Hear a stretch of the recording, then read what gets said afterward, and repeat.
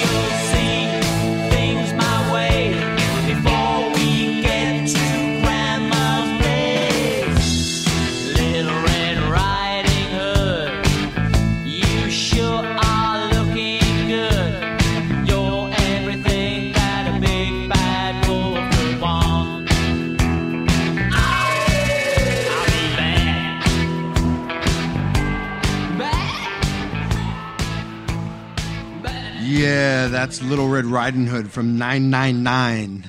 A little bit of Halloween flair for you guys. You're listening to 13 Folds Radio on rifreeradio.org. I am Dave Death, your host for tonight, because Mike Liberty has been lost fishing. So hopefully he shows up for Halloween. He pops out of the water. We got Alan Gordon with us and Ann Armstrong. And, yeah, it's been a good show. We're on our last leg. This is our last segment.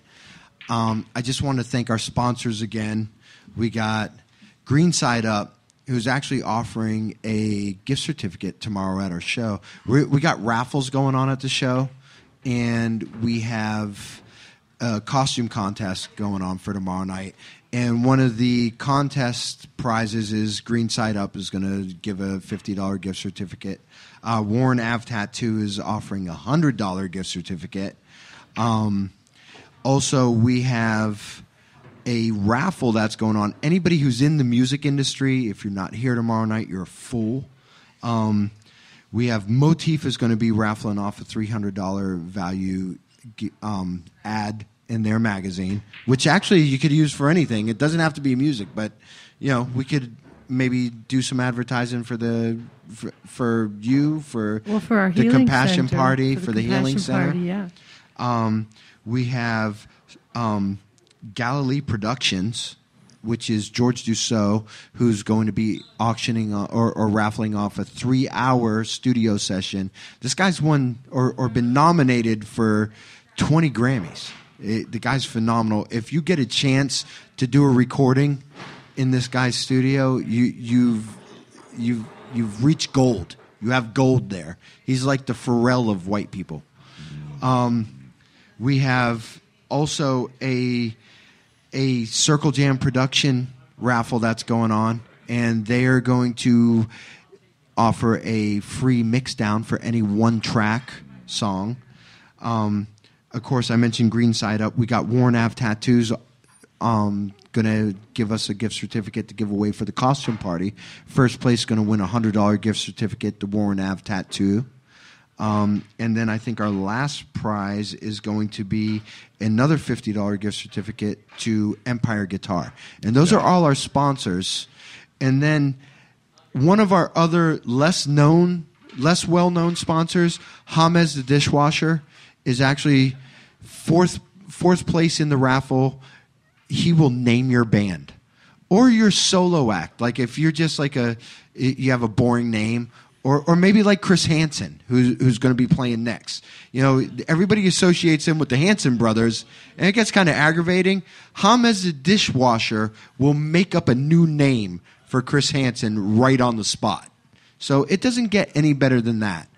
And that's going on tomorrow night, so definitely come down here. Have fun, party with us. We got Viking Jesus is going to play. We got Rebel Sunrise coming all the way down from Maine to play. We have the Sweet Release is going to be here. And closing out the night, we have Papa Squash, who's one of the funkiest bands that you've ever heard. And, yeah, there's going to be dancing. There's going to be thrashing. It's going to be – you won't know what to do by the end of the night. You're going to just want to hang out and eat cookies. So come on down here, hang out, and we'll be down there. Maybe I'll bring some compassionate cookies. Compassionate cookies. You heard it here first. Come to 13 Folds for compassion. And the magazine. So anyway, so let's get back to this court case. Alan, tell us a little bit about what you're trying to accomplish with the case and kind of the steps you have to take to get to where you're at now and what you're hoping is going to happen over the next couple of weeks. I could throw a bunch of legal terminology at you, but basically we're suing the pants off of the state of Rhode Island because their cannabis restrictions, even with the medical allowances, do not allow patients to be able to get enough cannabis to save their lives. We've seen cannabis completely eradicate late-stage cancer from a human patient's body. We have seen that with our own eyes. Game over. This whole fight is so silly. Anybody that gets in my way from getting cannabis oil to a cancer patient, God's going to make them wish they hadn't. And okay, this court case is asking the court to strike down the whole cannabis ban, to clarify a ridiculously ambiguous medical cannabis law that the patients, not even the lawyers, can figure out. And we're asking them to remove any restriction that prevents us from making enough cannabis oil to save the life of any patient who needs it. That's that. So now, is this just about cannabis oil, though, or are you fighting for people to be able to smoke it too? Because aren't there a couple states that have passed laws allowing for the oil, the CBD heavy oil? Well, CBD only medicine is really just a fraud. Okay. It's a fraud.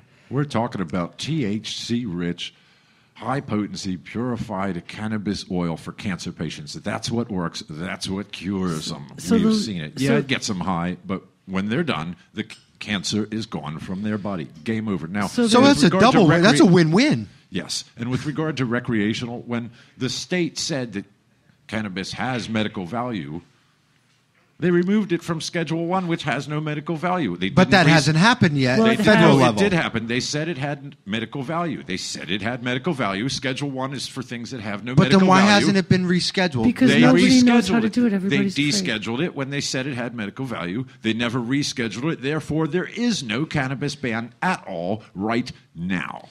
Any and all cannabis prohibitions violate people of our faith's religious freedom and Many times the Rastafarians have tried to raise that argument, and many times they've been shut down. However, the recent Hobby Lobby decision totally obliterates any and all of the state's objections. Ooh, that's a good point. Right, because That's a they very good so point. broadened the religious freedoms, even when there's commerce involved. Alan has done all the legal research. He can explain it a bit better. I've researched 40 years of the court's anti-Rastafarian decisions, and time after time they say of the Rastas, because this is your lifestyle and your commerce and not just your religion, you can't have any religious right. Well, in the case of Hobby Lobby, it was their commerce.